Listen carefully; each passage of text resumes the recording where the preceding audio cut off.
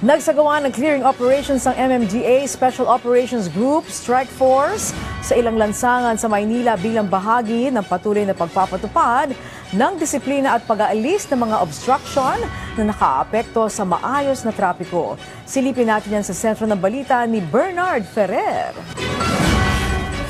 Dapat hindi nila muna kunin yung hanap buhay. Sinubukan pa makiusap ng tricycle driver na si Michael sa MMDA Special Operations Group Strike Force matapos kumpiskahin ang kanyang tricycle. Gayunman, hindi siya pinagbigyan dahil walang plaka at kulang sa mga dokumento kabilang na ang ORC or ang kanyang tricycle.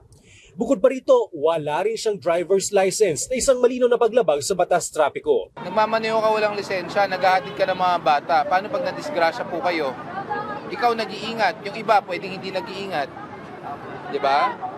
May impound po to, ha? Nangako naman si Michael na mag-iipon upang makakuha ng lisensya at mabawi ang kanyang tricycle. Samantala, inimpound din ng MMDA ang isang SUV na humaharang sa sidewalk sa Kapulong Street na naging dahilan upang sa kalsada dumaan ang mga pedestrian. Inalis din ang iba pang obstruction na nasa kalsada na. Kapulong is an alternate truck route. So alam naman po natin, napakadaming truck commodities, mga delivery vans, private vehicles are passing through this circumferential road.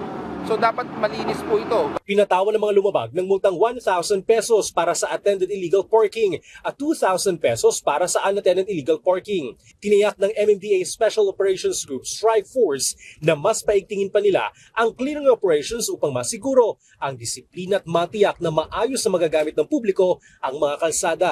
Muling umapila ang MMDA sa publiko na sumunod sa mga batas trapiko upang maiwasan ang mga paglabag at matiyak ang kaligtasan ng lahat ng gumagamit ng kalsada. Bernard Ferrer para sa Pambansang TV sa Bagong Pilipinas.